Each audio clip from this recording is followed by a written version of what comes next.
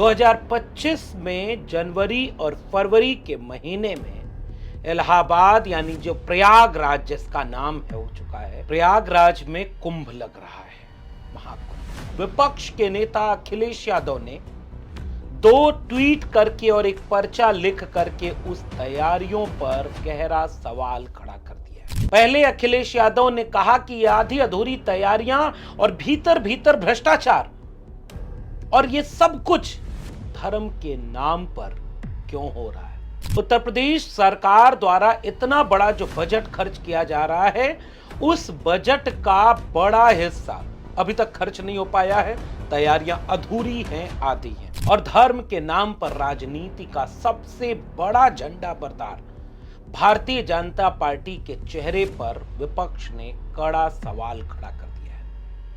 और वहीं दूसरी तरफ आरएसएस प्रमुख मोहन भागवत वो कुछ ऐसा बयान दे रहे हैं जिसका खुद संत और वहां के लोग जो खुद को संत कहते हैं, अब कौन संत है कौन नहीं ये अभी पता नहीं हो पाता, लेकिन ये खबर इस तरह से छापी जाती है कि संतों ने किया विरोध, मोहन भागवत लगता है जिहादियों के चक्कर में फंस।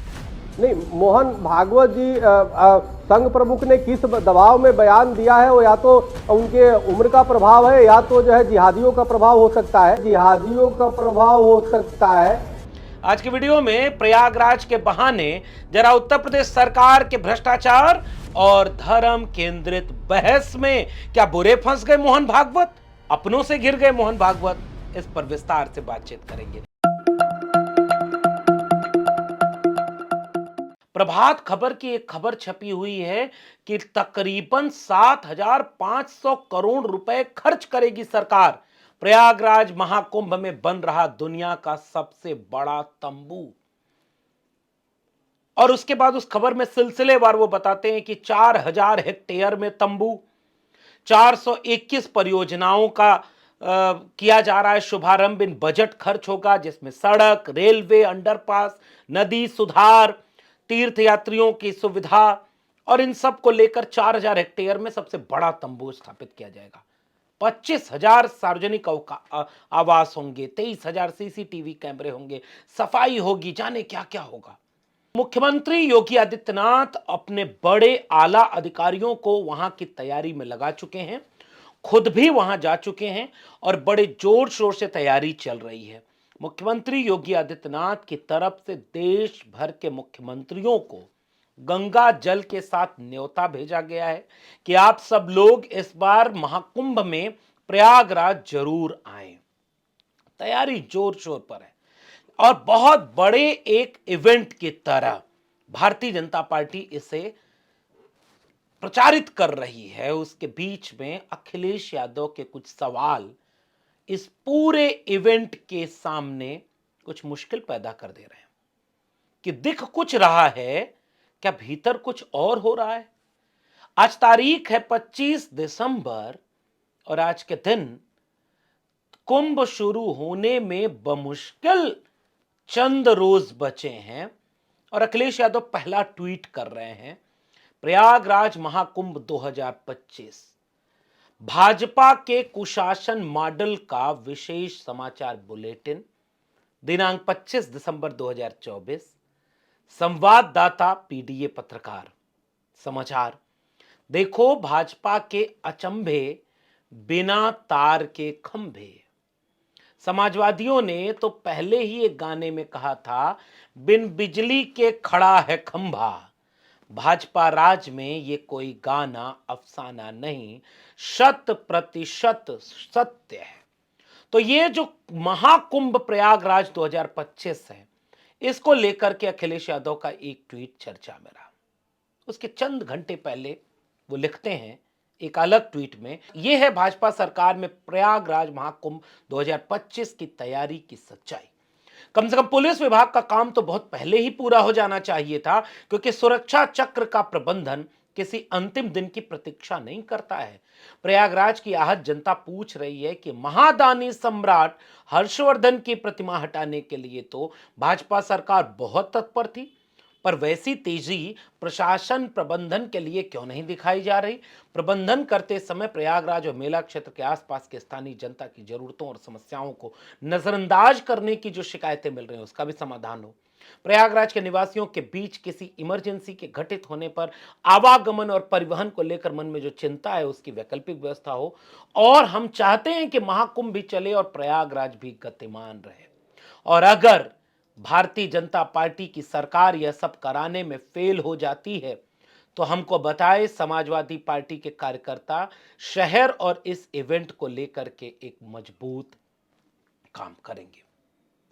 और इसके बाद एक चिट्ठी की तरह अखिलेश यादव ट्वीट करती है समाजवादी पार्टी कि भाजपा सरकार के कुप्रबंधन मॉडल बन गया है। पहले शासन यहां आकर नाराज होकर लखनऊ लौट गया।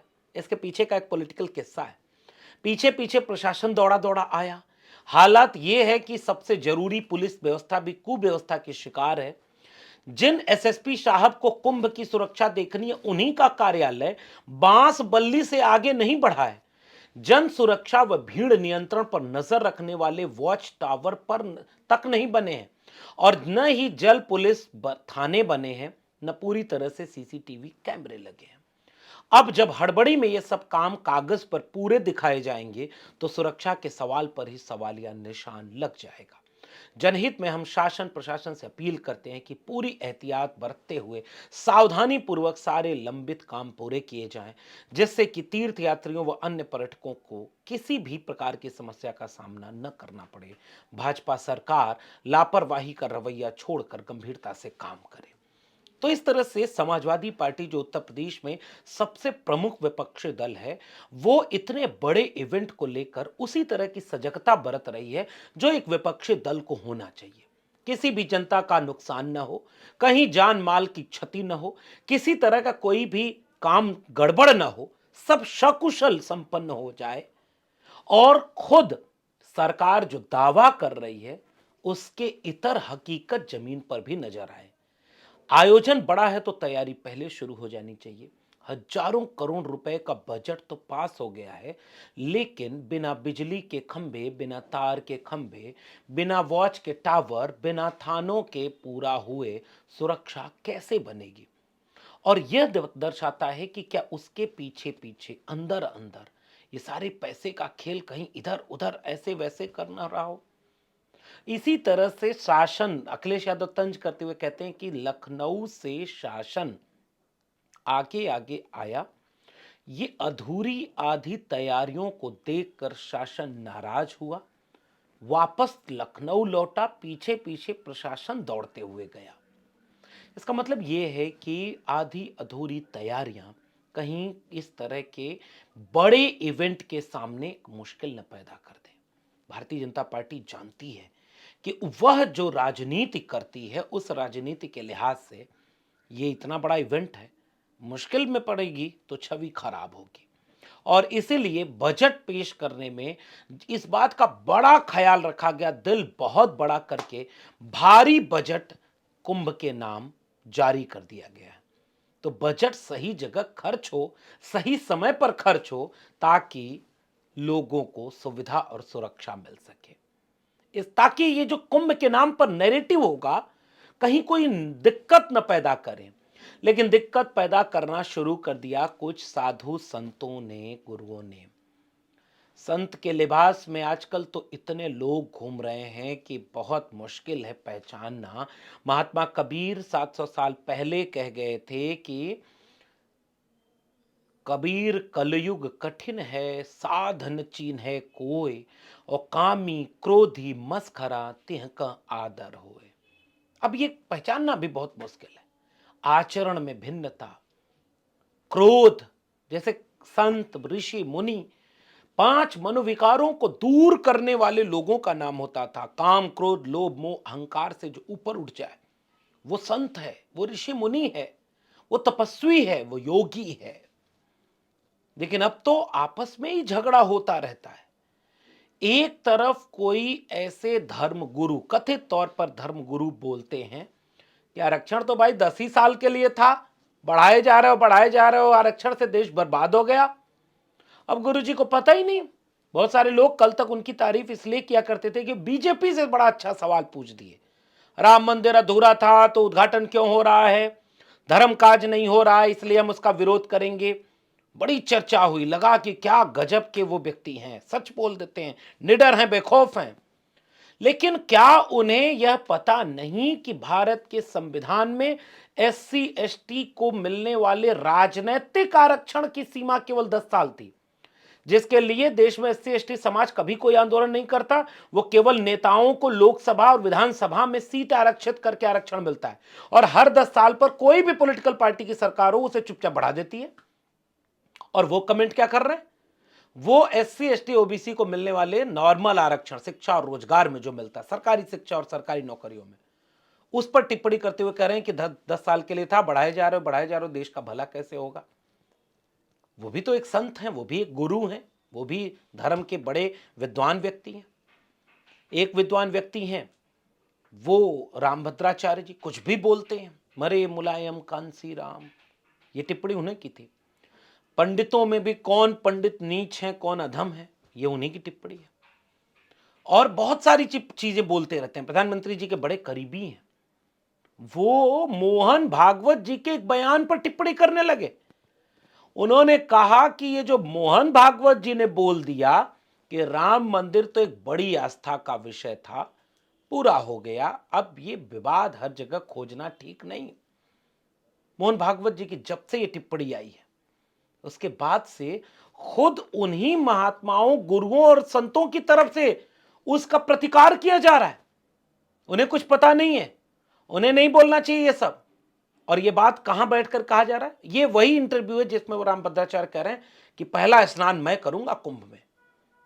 और कुंभ के ठीक पहले सांस्कृतिक राष्ट्रवाद का जो पूरा नैरेटिव है, जिसकी सबसे बड़ी अगर सांगठनिक शाखा कोई है तो वो आरएसएस है, सांस्कृतिक राष्ट्रवाद की, जिससे सीधा रिश्ता इन लोगों का जुड़ता है, उसके सबसे प्रमुख व्यक्ति द्वारा अगर कोई वाक्य बोला गया तो उस पर इतनी आपत्ति दर्ज कर दी गई है, गोया इससे तो आपस का मतभेद सुनाई देने लगता है। एक गुरु कह रहा था कि एक बाबा ने कहा कि ऐसा लगता है कि मोहन भागवत जिहादियों से घिर गए हैं। अब बताइए, अब मोहन भागवत जी इस पर सफाई दें कि भाई जिहादी कहां से घुस गया आरएसएस में, कौन आरएसएस का जिहादी है जिसको ये गुरु जी जिहादी बोल रहे हैं, टीवी डिबेट में बोला है। तो इस तरह की कई चीजें ऐसी आती रहती हैं बीच बीच में जो इस बात की शंका पैदा करती हैं। अब आज 25 दिसंबर है, देश का एससी एसटी ओबीसी मनुस्मृति को जलाने का दिवस मना रहा है, और ठीक उसी समय एक तबका ऐसा है जो मनुस्मृति को आत्मविश्वास का श्रेय मानने वाला और पवित्र ग्रंथ बना रहा है। आप सोचिए, एक ही देश में, और यही देश है जिसमें लोग इस बात के लिए भी बात करते रहते हैं कि हिंदुओं एक हो जाओ, हम तो जाति व्यवस्था में बंटते ही नहीं। और उसी देश में एससी एसटी ओबीसी जिस मनुस्मृति को अपने हिकारत से देखते हैं, उसको जलाने के लिए सेलिब्रेट कर रहे हैं कि शूद्रों के खिलाफ बहुत कुछ लिखा है, महिलाओं के खिलाफ बहुत कुछ लिखा है, बहुत अमानवीय है, उसे ट्विटर पर ट्रेंड कर रहा है मनुस्मृति अमर ग्रंथ है, मर नहीं सकता, मनुस्मृति ही चलेगा।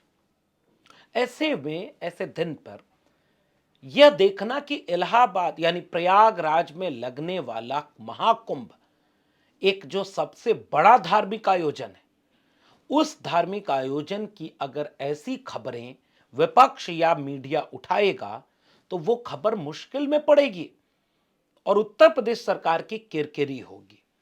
क्या उत्तर प्रदेश सरकार धर्म के इस तरह के इवेंट को बहुत शिद्दत से कराने में कामयाब हो जाएगी, और उन लोगों को कितना दंड मिलेगा जो इस तरह की चीजों में लापरवाही बरत रहे हैं। और अखिलेश यादव ने जिस संवेदनशीलता के साथ सवाल बहुत संजीदगी से पूछ दिया, यह सरकार के लिए मुश्किल पैदा करने वाला है। उसका जवाब वो क्या देंगे आने वाले वक्त में पता चलेगा। हम तो चाहते हैं कि कोई भी इस तरह का कार्यक्रम हो किसी भी तरह के नुकसान और किसी भी तरह की क्षति के बिना हो। आपका क्या मानना है नीचे कमेंट बॉक्स में जरूर बताइएगा। फिर मिलेंगे किसी और टिप्पणी के साथ, तब तक के लिए बहुत बहुत धन्यवाद।